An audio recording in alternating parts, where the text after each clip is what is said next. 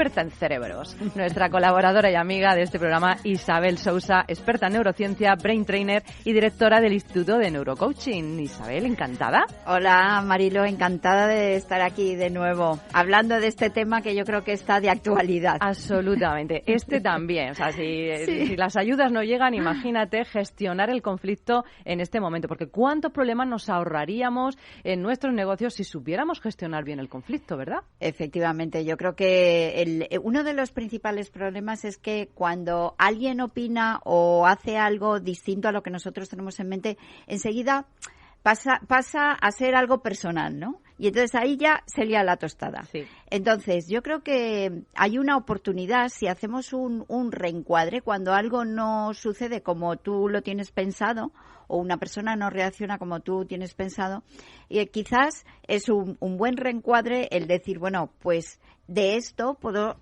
sacar una oportunidad para entender mejor a esta persona, para solucionar, incluso para que nuestra relación esté más clara y sea más transparente y más fuerte. O sea, que a lo mejor si somos capaces de ver el conflicto de una forma distinta, también lo abordamos desde otra actitud, que es lo importante.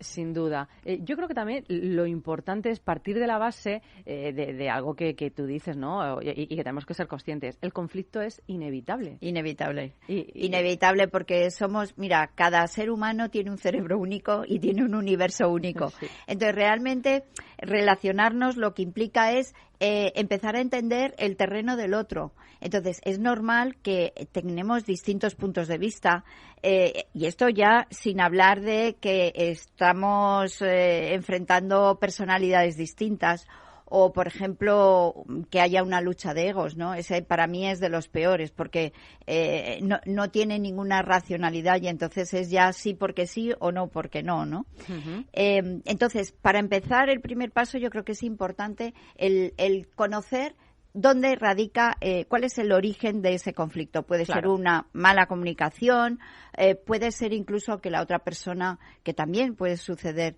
que con la que estás en conflicto, bueno, pues te des cuenta que no tiene mucha inteligencia emocional y eso sí genera grandes problemas porque gracias a la inteligencia emocional yo puedo entender mejor al otro a través de la empatía. Claro, pero para identificar que el otro no tiene mucha inteligencia emocional, primero tienes que tener tú. Efectivamente. Si no, el conflicto ya sí que es inevitable y muy duro. Sí. Eso está claro, ¿no? Luego, por ejemplo, también en los momentos que vivimos momentos de mucha tensión y de estrés. Vale, pues vamos a meternos en los momentos de tensión y de estrés, pero nos tenemos que ir un momentito a publicidad. Vamos a seguir pasándolo bien rico aquí en Negocios de Carne y Hueso con Isabel Sousa. Estábamos hablando de cómo gestionar el conflicto y las conversaciones difíciles, ¿no? Y hablábamos de que el conflicto es inevitable y que estábamos ahí entendiendo cómo gestionarlo bien. Cuéntanos. Bueno, pues estábamos diciendo que el primer paso es entender las razones, ¿no? Nos quedamos que una de las razones importantes también es el estrés, porque no nos olvidemos que el estrés saca lo peor de nosotros. Entonces, dos personas estresadas es muy fácil que salten las chispas. Sin duda. Pero bueno, también tenemos que tener ese conocimiento y esa paciencia para, pues reducir ese nivel de emoción, porque tú sabes, Marilo, que cuando la emoción es alta, la inteligencia es baja y así no podemos solucionar los temas. Vamos entonces a ver cómo lo solucionamos. ¿Cuáles son esas premisas básicas para resolver el conflicto? Mira, uses la técnica que uses, tienes que respetar, digamos, o tienes que tener una actitud que sea abierta a solucionar el problema.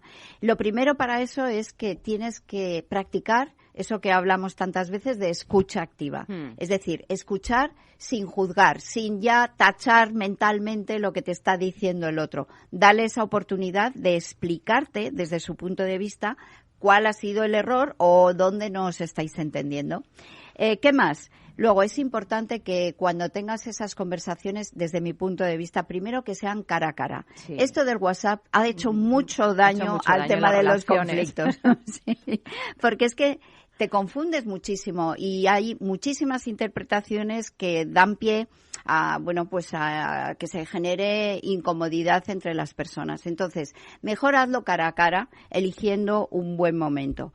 Y también es muy importante que tú, cuando vayas a querer resolver un conflicto, estés emocionalmente tranquilo, que no lo hagas en el momento de pico, la ebullición. Efectivamente, en el pico de la emoción. Y fundamental para que todo vaya con armonía es, que nunca niegues la realidad del otro. Claro. Que nunca le digas, no tienes razón, porque entonces ahí ya la liamos, ya los egos empiezan a subir y entonces ya no hay forma de entenderse de ninguna manera. Frase prohibida, no tienes razón. No. Frase prohibida. Vamos entonces con esas técnicas que me encanta, además los nombres que les pones a las técnicas. Venga, cuéntanos, ¿cuáles son las técnicas efectivamente que podemos utilizar para resolver el conflicto? A ver, una muy sencilla, pero que es muy efectiva. Yo le llamo la técnica del feedback, de dar información al otro sobre algo que es difícil de decir, pero hay formas de hacerlo. Lo primero, a ver, hay que prepararlo, porque no nos sale de forma natural, porque si nos saliera ya no hacía falta la técnica. Entonces ya está demostrado que no sale de forma natural. Prepárate esta charla, prepárate esta entrevista. Segundo punto, expon a la otra persona los hechos tal cual han sido. Has llegado 3 veces tarde. 3. Ahí, no, fíjate que no te he dicho, has llegado 3 veces tarde, ¿eh? No te he dicho, sí. Simplemente he dicho, has llegado 3 veces tarde. Sin ninguna entonación. Efectivamente, sin ningún juicio. Cuidado que hay, por eso digo que hay que ensayar, porque es que dentro a lo mejor estamos con otra cosa. Claro. Y se nos nota. Luego, tercer punto, el más importante. Explícale a la otra persona cómo te hacen sentir esos hechos, objetivos que has dado, cómo te hacen sentir a ti. Es decir, claro, cada vez que llegas tarde yo siento que quizás no estás motivado, que quizás no vienes al 100%, que a lo mejor no estás dando todo lo que puedes dar de ti, o que quizás estás en tu mente en otro sitio.